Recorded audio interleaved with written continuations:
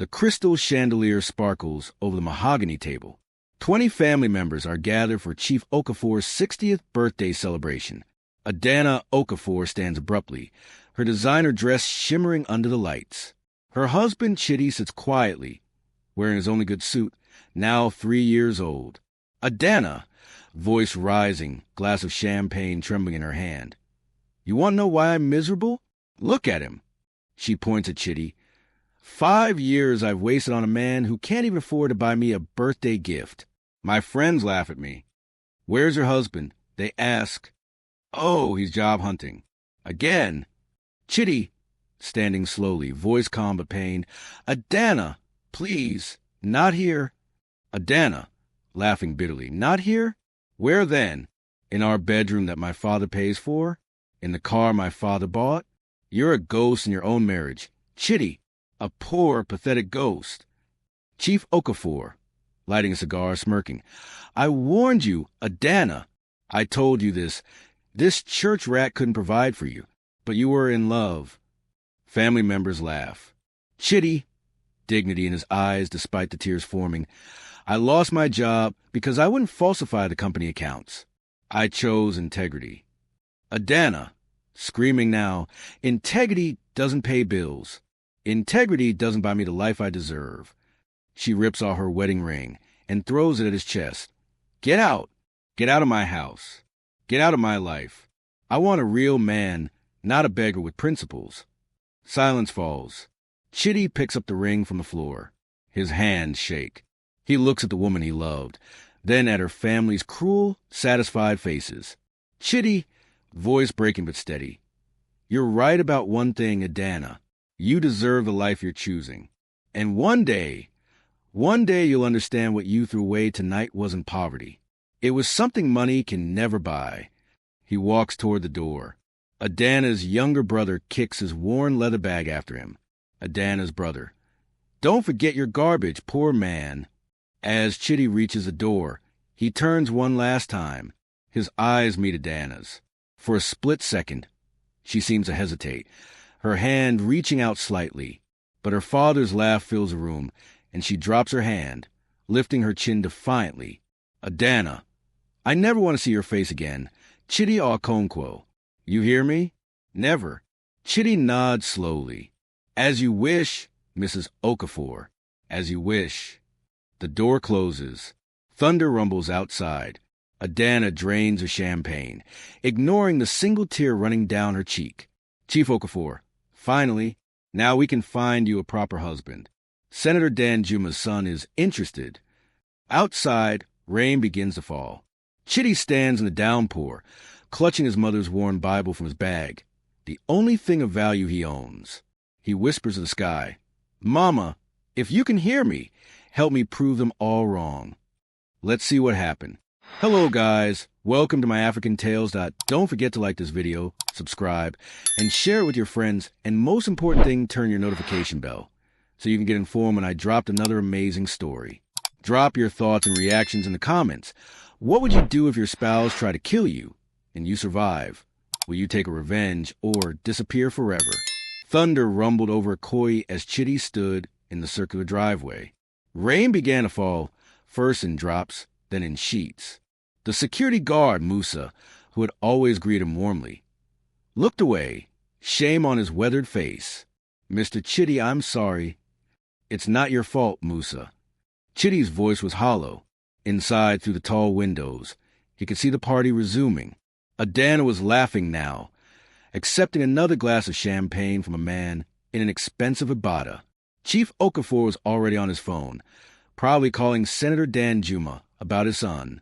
Chitty walked into the rain, his cheap shoes squelching in puddles. He had nowhere to go.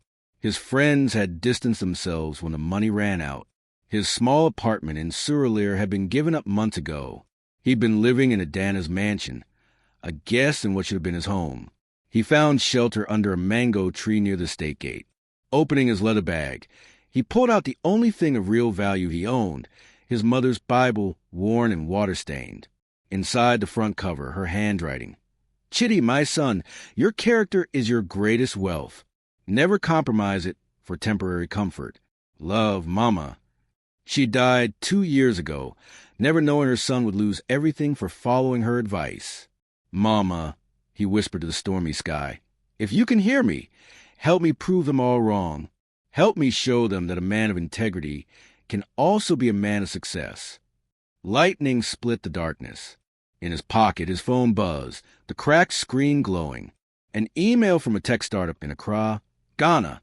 They'd seen his portfolio online, his innovative payment system design he'd worked on during lunch breaks. They were interested. The salary was small, but it was something. It was a beginning. Chitty looked back at the mansion one last time. The lights blazed. Music played. Adana danced with strangers while her father counted his money and connections. 3 years, Chitty whispered, making a promise to himself, to his mother's memory, to the rain-soaked night. Give me 3 years, and I'll show Lagos what a poor man can become. He opened the email and typed one word. Yes. Then Chitty Okonkwo walked into the storm, toward a bus stop that would take him to a new life. Behind him, the mansion's lights grew smaller and smaller, until they disappeared completely into the Lagos night. Inside, Adana stood by the window, watching a figure disappear into the darkness. Her hand touched the glass, and for a moment, just a moment, she wondered if she'd just made the biggest mistake of her life. But her father's hand landed on her shoulder. Come, my daughter. Senator Danjuma's son will be here tomorrow. He drives a Range Rover and owns 3 houses. Now that's a real man. Adana nodded, pushing the doubt away. She turned from the window, from the rain, from the ghost of a love she'd killed with her own hands. The party continued. The rain fell harder. And somewhere in the storm, Chitty's journey to redemption had just begun. The internet cafe smelled of burnt coffee and desperation. Chitty sat hunched over a dusty computer in the corner of Quick Connect Cyber Cafe in OSU, his fingers flying across the keyboard. Outside, across streets buzzed with evening traffic. Danfo buses honking, vendors shouting, life moving at its chaotic pace. His stomach growled. He'd eaten once today, kenki and fish from a street vendor, spending his last 20 cedis. The tech startup job had lasted 4 months before they ran out of funding. Now he was back to square one, but this time in a foreign country. But he had something they couldn't take, his idea. On the screen, lines of code formed the skeleton of what he called AfriPay, a mobile payment system that could work even on the oldest phones, something accessible to market women, taxi drivers, small business owners across Africa. While everyone else chased a wealthy elite, Chitty wanted to bank the unbankable. Boss, your time is finishing, the cafe owner called out. You done pay for 2 more hours? Chitty checked his wallet. Empty except for a crumpled 5 CD note. Please, Brother Solomon, just 30 more minutes. I'm almost done with the prototype. Solomon shuffled over, his rubber slippers slapping against the concrete floor. He peered at the screen, his reading glasses perched on his nose. Chitty, you still day work on this your payment thing? 3 months, now you day come here. Coding.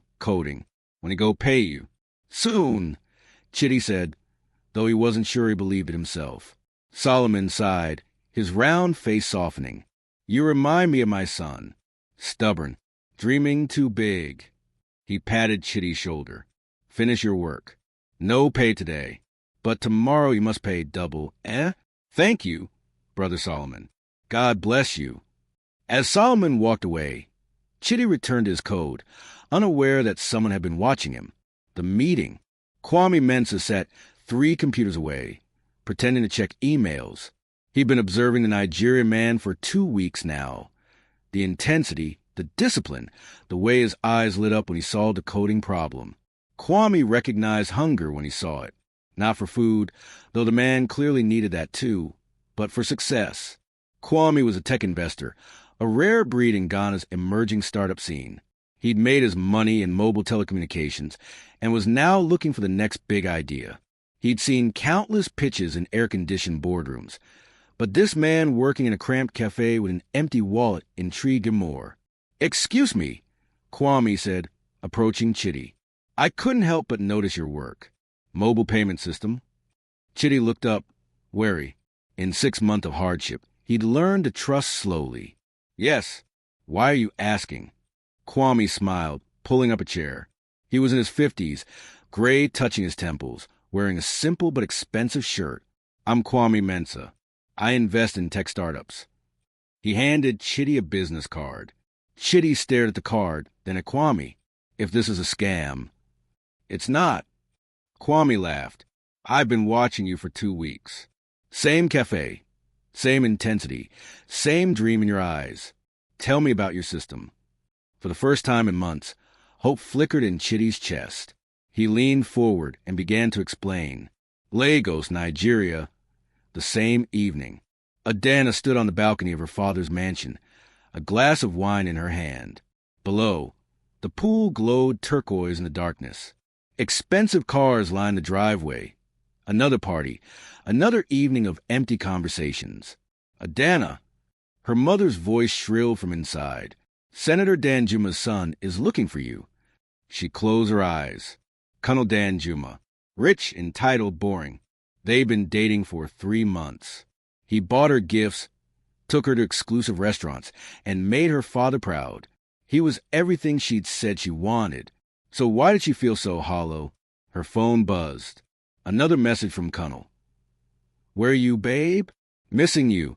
Face blowing a kiss. She didn't reply. Instead, she opened her photos, scrolling back through the years. There, a picture from university. Her and Chitty at Bar Beach, laughing, his arm around her waist. He was wearing a simple T-shirt, his smile genuine. She was in jeans, her hair natural, no makeup. They'd been eating suya from a street vendor, happy with so little.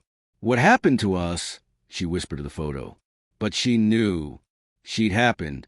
Her father's voice in her ear, her friend's judgment, the pressure to maintain status. She'd chosen wealth over love, comfort over character. A tear rolled down her cheek. She quickly wiped it away. Adana! Her father's voice now, impatient. Come inside. You're being rude to our guests. She deleted the photo of Chitty and went inside, her smile perfectly in place. Accra, 2 years later. The conference room in East Legon gleamed with possibility. Chitty stood before a whiteboard covered in projections, statistics, user growth charts. Across the table sat Kwame and 3 other investors, all leaning forward, captivated. In 18 months, Afripay has on board 500,000 users across Ghana, Nigeria, and Kenya. Chitty explained his confidence transformed. He wore a simple but well-fitted suit now, his posture straight. We process $10 million in transactions monthly, but this is just the beginning. He clicked to the next slide. Our vision: 50 million users across Africa within 3 years. Banking for the unbanked. Financial freedom for market women, farmers, taxi drivers, the backbone of our economies. The investors exchanged glances. How much are you raising? Asked the South African venture capitalist via video call. $10 million. Chitty stated clearly, for expansion, infrastructure, and partnerships. Kwame smiled proudly. His initial $50,000 investment was now worth millions. More than that, he'd gained a brilliant partner and friend. I'm in for $3 million, Kwame announced. One by one, the others committed. By the end of the meeting, Chitty had secured $12 million. As the room cleared, Kwame pulled Chitty aside. You did it, my brother. From that internet cafe to this. I'm proud of you. Chitty's eyes glistened. I couldn't have done it without you believing in me when nobody else did. Your ex-wife, does she know? Chitty's jaw tightened. He rarely thought about Adana now, but when he did, the wound still ached. No, and it doesn't matter. This isn't about revenge. It's about proving to myself that integrity and success can coexist. But even as he said it, he knew that part of him, a small, hurt part, wondered what she would think when she found out. He would find out soon enough. Lagos, that same week. Chief Okafor sat in his office at Okafor Import and Export, staring at the financial statements. Red numbers everywhere. The company was bleeding money. The world had gone digital, and he'd stubbornly refused to adapt, believing his old connections and traditional methods would sustain him forever. He was wrong. His accountant cleared his throat. Chief, If we don't find investors or a buyer soon, we'll have to file for bankruptcy within 6 months. Bankruptcy? Chief Okafor's face purpled. Do you know who I am? My family name. Your family name won't pay the creditors, sir. Silence filled the room. Chief Okafor thought of his daughter, his lavish lifestyle, the reputation he'd built over decades. All of it crumbling because he'd been too proud to change. Find buyers, he finally said, his voice defeated. Quietly. I don't want the press to know. As the accountant left, Chief Okafor gazed out at Lagos' skyline, wondering how everything had gone so wrong. Miles away, in a modern office building in Accra, Chidi Okonkwo received a business alert. Chief Okafor import and export seeking investors / buyers due to financial distress. He stared at the notification for a long moment. Then he smiled. The Kenyatta International Convention Center buzzed with Africa's brightest minds. Entrepreneurs, investors, government officials, and tech enthusiasts filled the massive auditorium. Giant screens displayed the summit theme, Africa's Digital Revolution, Building Tomorrow's Economy. Backstage, Chidi adjusted his tie. 3 years had transformed him. His suit was custom-tailored, his shoes Italian leather, his watch Swiss. But more than his appearance, it was his bearing that had changed, the confidence of a man who conquered his demons and emerged victorious. 5 minutes, Mr. Okonkwo, a coordinator said, smiling. Are you ready? Chidi nodded. I'm ready. In the audience, Adana sat beside her father, her designer handbag clutched in her lap. They'd flown to Nairobi desperately seeking solutions, connections, anything to save the failing company. Her father had aged visibly in the past year, the stress carving lines into his face. This keynote speaker better have real solutions, Chief Okafor muttered, scanning the program. Chidi Okonkwo, CEO of Afripay Technologies, never heard of him. Adana's heart stopped. What did you say? The speaker, some tech CEO. Chidi Okonkwo. The name hit her like a physical blow. It couldn't be. Where was he? She'd never checked. After that night 3 years ago, she'd forced herself not to think about him, buried the guilt under champagne and parties. Papa, what's his name again? Her voice trembled. Before he could answer, the lights dimmed. A video began playing on the massive screens. Afripay's story. Market women using phones to receive payments. Farmers checking their accounts. Taxi drivers transferring money. All across Ghana, Nigeria, Kenya, and beyond. Then the statistics. 500,000 users. $10 million monthly transactions. Valued at $150 million. The audience murmured in appreciation. Ladies and gentlemen, the moderator announced, please welcome the founder and CEO of Afripay Technologies, the man Forbes recently named one of Africa's top 30 under 40, Chidi Okonkwo. The auditorium erupted in applause. Chidi walked onto the stage, and Adana's world tilted. It was him, but not him. This Chidi stood tall, commanded the room with ease. His smile was confident, his presence magnetic. This wasn't the broken man she'd thrown out into the rain. Dear God, she whispered. Chief Okafor leaned forward, squinting. Wait, is that? Yes, Papa. Adana's hands shook. It's him. The speech. Good morning, Africa, Chidi began, his voice clear and strong. 3 years ago, I stood in the rain with nothing but a dream and 20 cedis in my pocket. Today, Afripay serves 500,000 people, and we're just getting started. The audience was captivated. But let me tell you what I've learned. Success isn't about where you start. It's about refusing to quit when the world tells you you're not good enough. It's about integrity when compromise seems easier. It's about believing in your vision when everyone else calls you crazy. Adana felt tears building. Those were his words to her years ago when she'd mocked his principles. Someone once told me that integrity doesn't pay bills. Chidi's eyes swept the audience, and for a fraction of a second, they landed on Adana. Recognition flickered. They were wrong. Integrity is a foundation. Everything else is just decoration.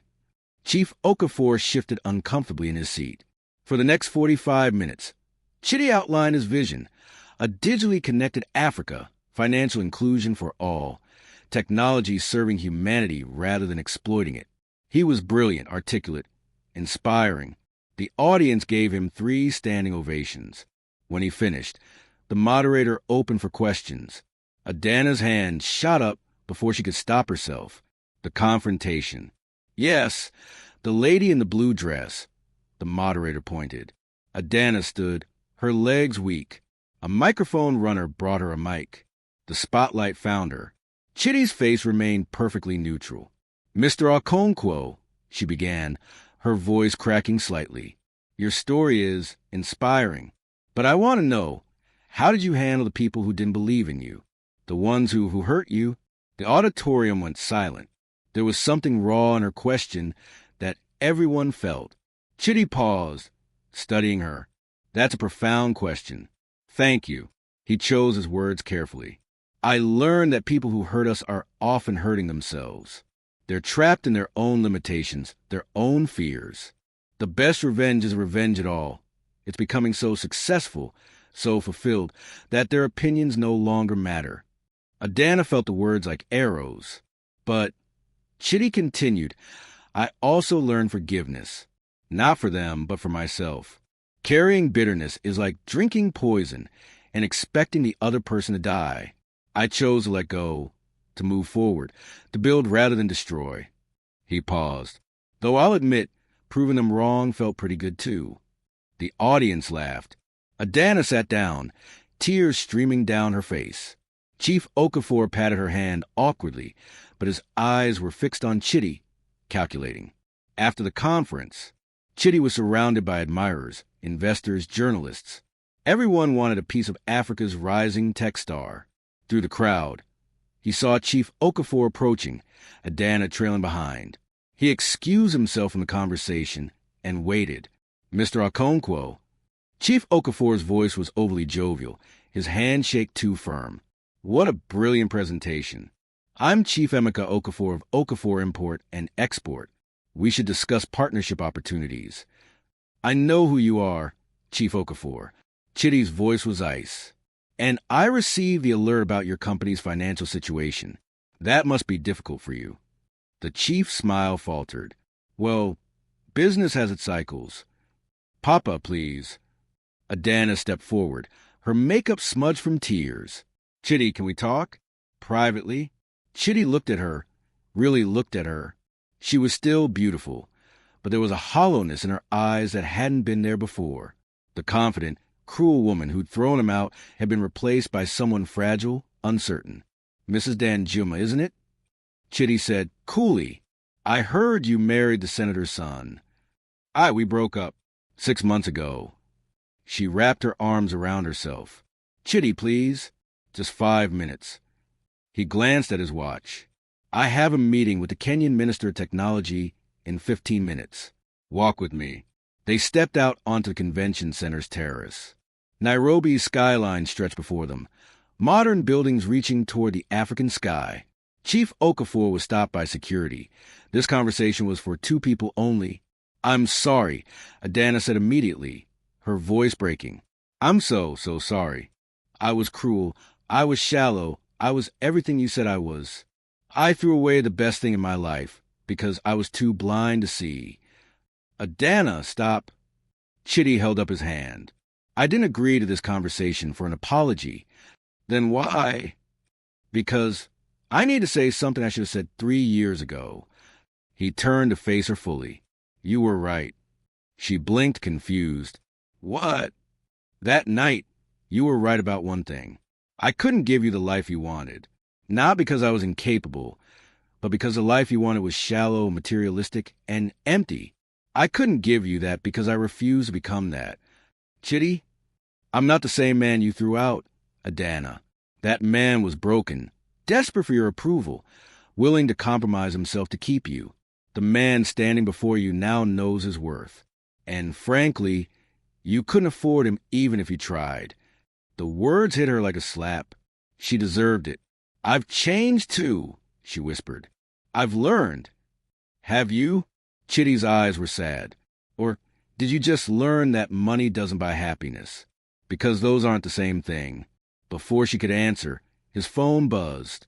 I need to go. Good luck with your father's company. Adana, I genuinely hope you find what you're looking for. He started to walk away. Chitty, she grabbed his arm.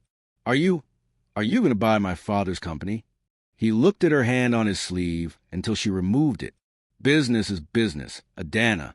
Personal feelings don't factor into my investment decisions anymore. I learned that from your family, remember?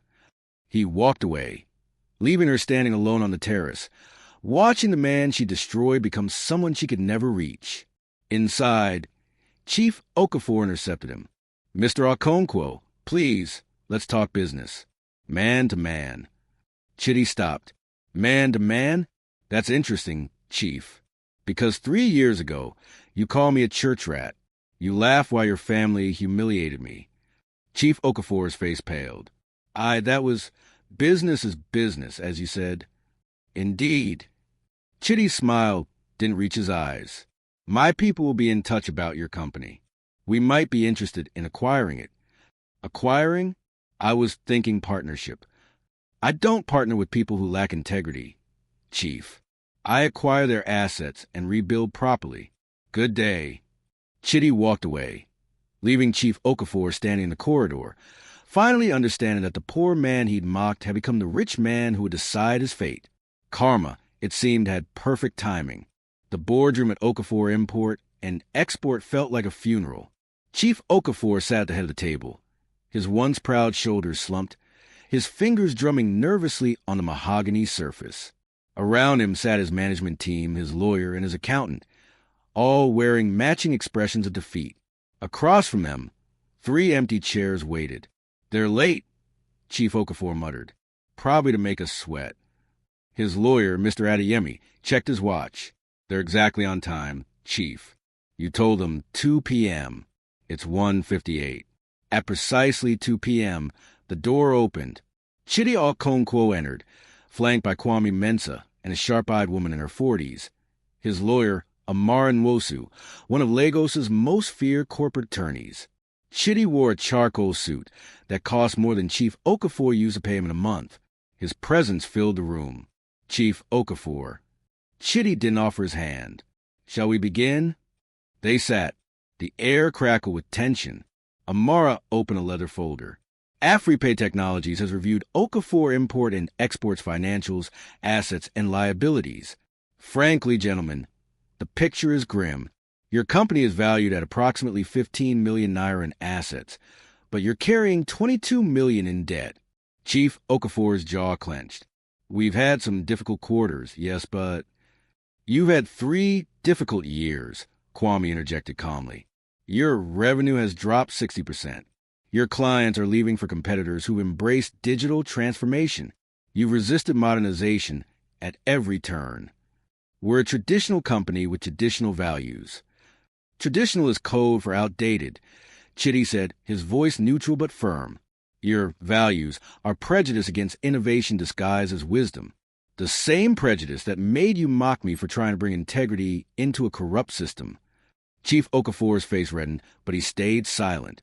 Amara continued, Afripay Technologies is prepared to make an offer. We'll acquire 100% of company shares, absorb all debts, and restructure completely. How much? Chief Okafor's voice was barely a whisper. 20 million naira. The chief's eyes widened. That's insulting. This company is worth. -7 million naira, Amara stated flatly. Without our offer, you'll declare bankruptcy within 60 days. Your name will be destroyed, your assets seized, your family's reputation ruined. We're offering you an exit with dignity. Dignity? Chief Okafor laughed bitterly. You're robbing me. Chitty leaned forward. No, Chief. I'm saving you from the consequences of your own arrogance. You built a company on connections and corruption rather than competence and character. When the world changed, you didn't. That's not my fault. You're doing this because of Adana. This has nothing to do with Adana. Chitty's voice turned cold. This is business. Pure business. Though I won't lie and say there isn't poetic justice in the fact that the man who called me a church rat is now begging that same rat to save him. Silence fell heavy over the room. Mr. Adeyemi, the chief's lawyer, cleared his throat. What about management? Staff? Chief Okafor's position? Chitty nodded to Amara. Complete restructuring. All current management positions will be evaluated on merit. Those who demonstrate competence and integrity will be retained. Those who don't will be let go. As for Chief Okafor, she slid a document across the table. We're offering you a consulting position. 3 days a week, half your current salary, for 2 years. You'll help with the transition, maintain relationships with long-standing clients, but you'll have no decision-making authority. After 2 years, full retirement. Chief Okafor stared at the paper as if it were a snake. A consulting position? In my own company? It's not your company anymore, Kwame said gently. It hasn't been for a while. You just didn't realize it. The chief's hand shook. His empire, his legacy, reduced to a part-time advisory role. His pride screamed at him to refuse, to walk away. But the practical part, the part that saw his wife's expensive tastes, his son's reckless spending, his daughter's hollow eyes, knew he had no choice.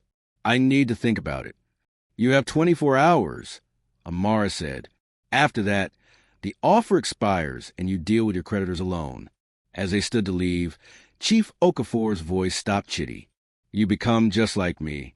Cold, calculating, using money as a weapon. Chitty turned slowly. No, Chief, I've become nothing like you. When I had power over you, I offered you dignity, a job, and a way forward. When you had power over me, you humiliated me in front of your family and threw me out like garbage. That's the difference between us. He walked out, leaving Chief Okafor staring at his reflection in the polished table.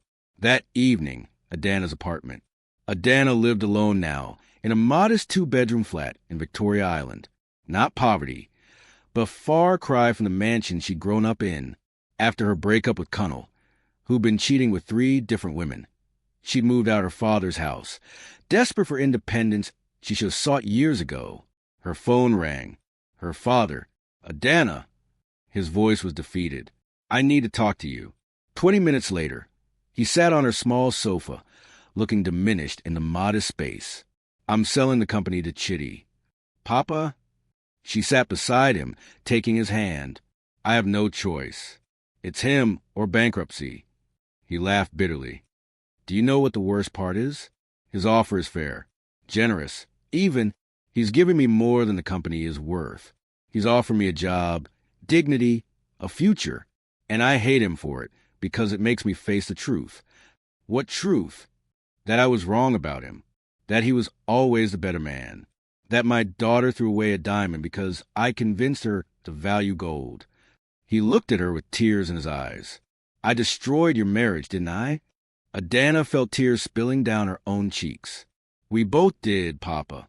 You taught me the wrong values, but I chose to follow them. I chose status over substance. I chose pride over love.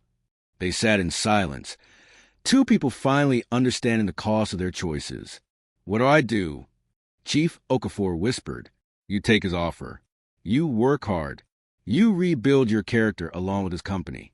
You become the man you should have been all along. He nodded slowly. And you? What will you do? Adana thought about the question. For 3 years, she'd been drifting, partying, shopping, dating men who bored her, pretending to be happy. She'd finally gotten a promotion at the boutique PR firm where she worked, but it felt hollow. I'm going to learn to stand on my own 2 feet. No more depending on your money or chasing rich men. I'm going to figure out who Adana Okafor is without wealth, without status, without shortcuts. Her father hugged her, and they cried together for lost time, for lost love, for lessons learned too late. The signing 1 week later. The contract signing was professional and brief.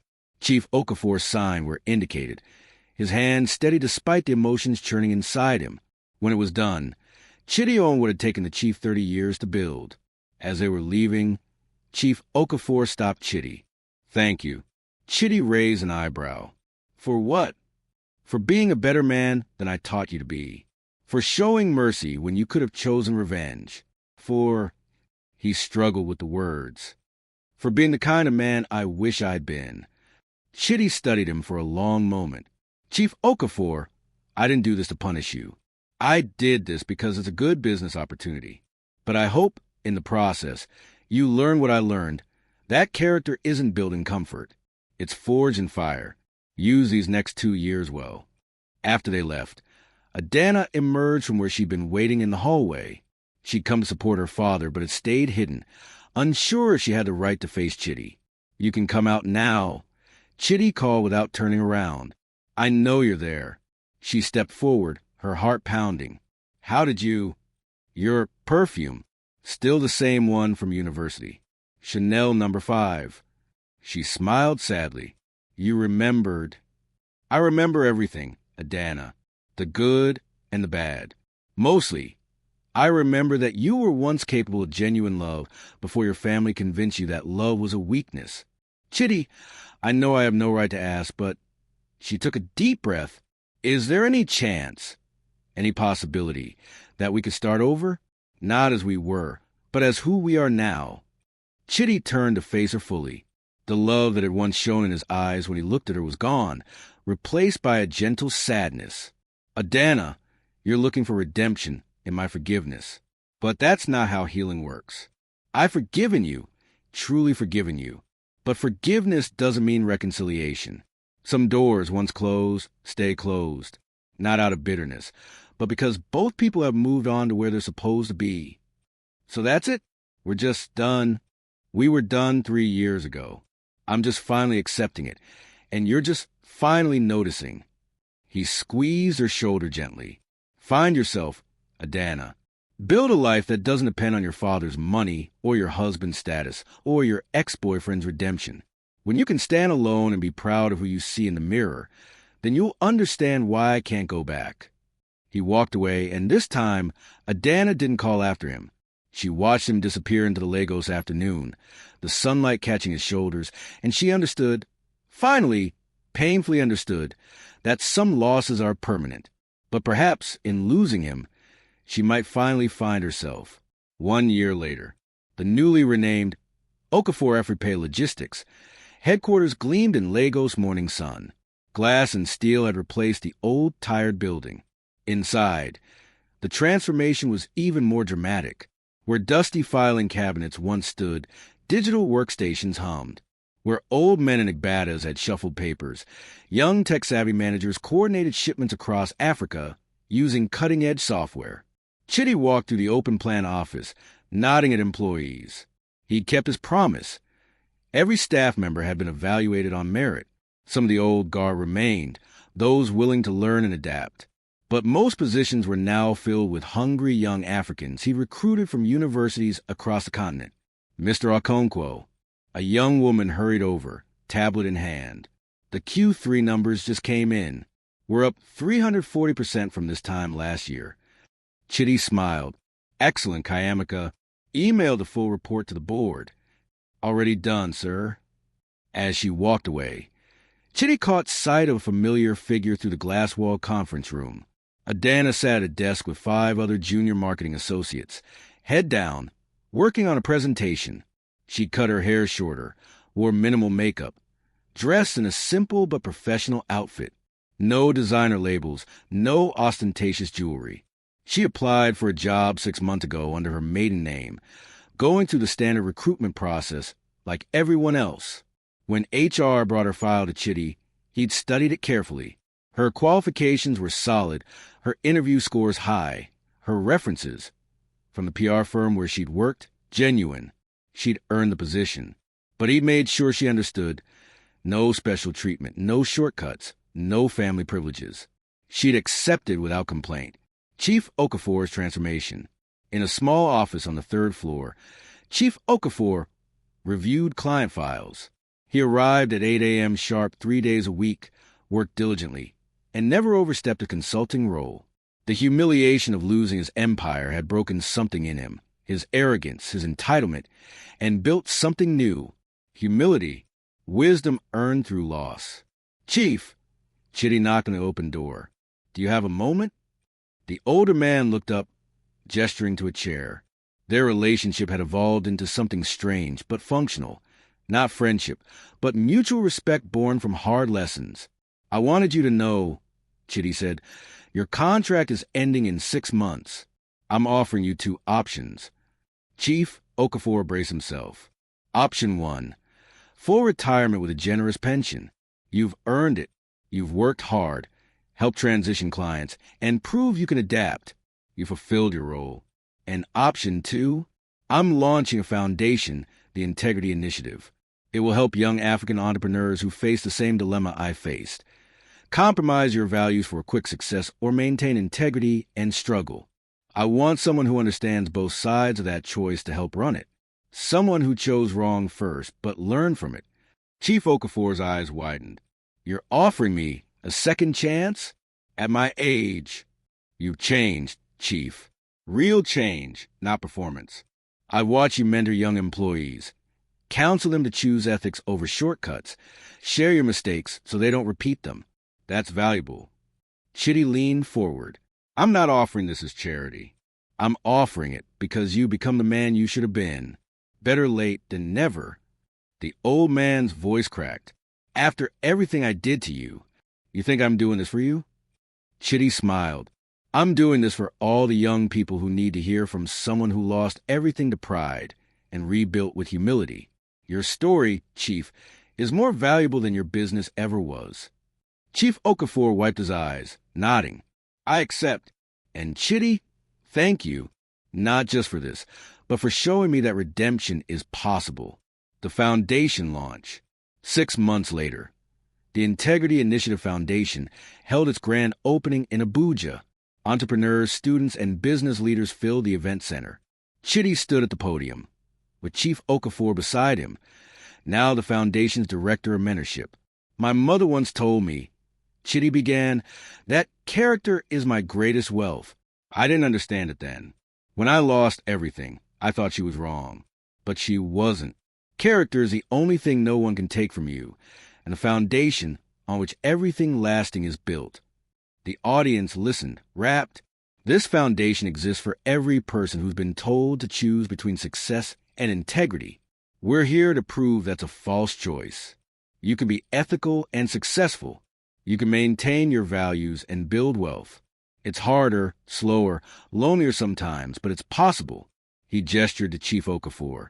Chief Emeka Okafor built a successful company through connections and compromises. Then he lost it all. But today, he stands here not as my former enemy, but as proof that it's never too late to change. His wisdom, earned through failure, will help guide the next generation toward better choices. The crowd erupted in applause. After the speeches, Chitty stood outside, watching the sun set over Abuja's hills. Kwame joined him, 2 glasses of champagne in hand. You did it, brother, Kwame said. From that internet cafe in Accra to this. I'm proud of you. We did it, Chitty corrected. You believed when no one else did. They clinked glasses. Do you still think about her? Kwame asked carefully. Chitty knew he meant Adana. Sometimes, but not with pain anymore. More like remembering a lesson learned. She was part of my journey, but not my destination. Adana's journey. Inside the event, Adana stood at the back, watching. She'd been promoted twice in the past year, earning each advancement through late nights, smart campaigns, and genuine effort. She discovered she was good at marketing when she actually tried rather than coasting on her family name. But more than career success, she discovered herself. She volunteered at a women's shelter on weekends. She'd gone back to school part-time for an MBA. She'd learned to cook, to manage money, to find joy in simple things. She'd built a life based on her own merit, her own choices, her own values. She still loved Chitty, probably always would, but she'd learned love wasn't about possession or redemption. It was about becoming someone worthy of the love she'd thrown away, even if she never got it back. A young woman approached her. Ms. Okafor, I'm one of the Foundation's scholarship recipients.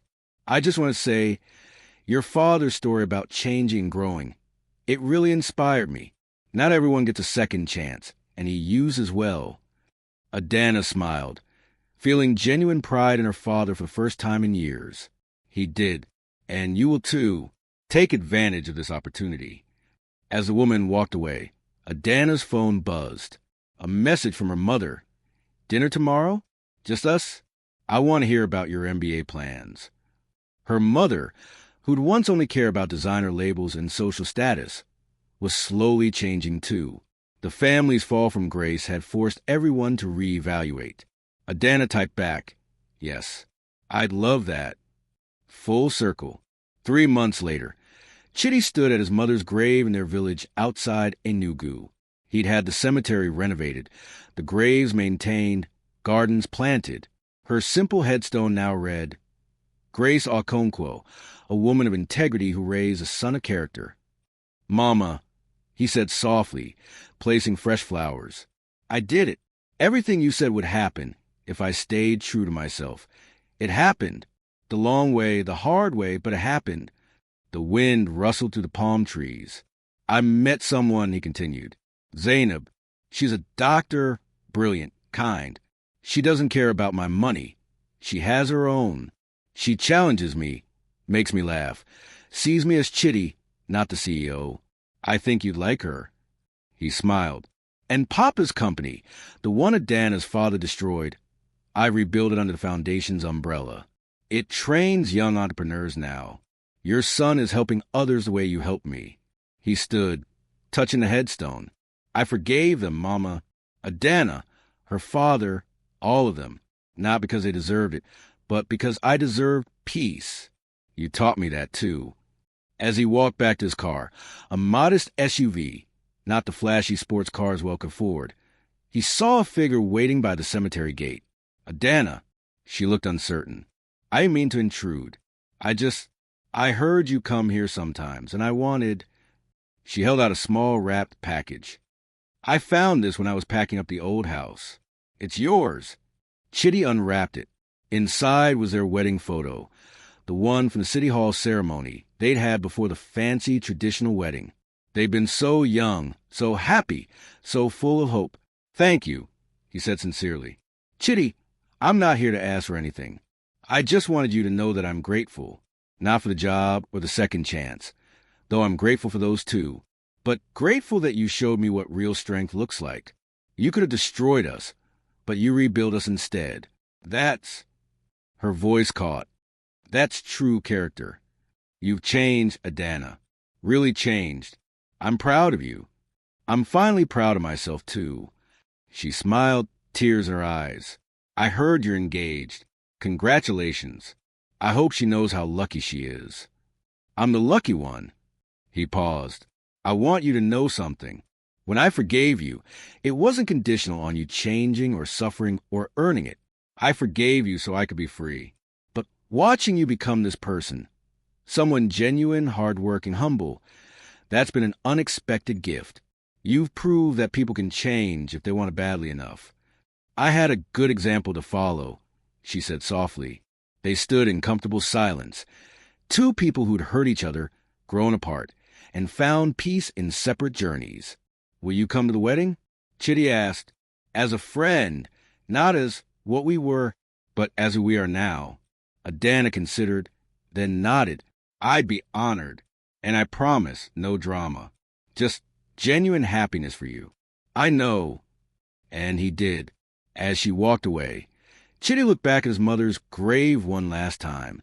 The sun broke through the clouds, casting golden light over the cemetery. He'd come full circle, from nothing to everything, from brokenness to healing, from bitterness to peace. The poor man they'd mocked had become rich, yes. But more importantly, the broken man they destroyed had become whole. And that, Chitty knew, was the real victory. Epilogue, 5 years later. AfriPay Technologies had expanded across 30 African countries. The Integrity Initiative Foundation had helped 10,000 entrepreneurs. Chitty and Zainab had 2 children, and a marriage built on mutual respect, shared values, and genuine partnership. Chief Okafor retired at 70, respected as a mentor who turned his life around. He spent his days with grandchildren, finally understanding that family was measured in moments, not money. Adana became VP of Marketing at Okafor AfriPay Logistics, earned through merit. She married a teacher, a kind, thoughtful man who loved her for who she was, not what she represented. They lived simply but happily. And sometimes at company events, Chitty and Adana will exchange friendly smiles across the room. Two people whose story had ended the way it began, but perhaps it ended exactly as it should have. Because some love stories aren't about forever together. They're about growing apart so each person can become who they're meant to be. And that, in its own way, is a happy ending too.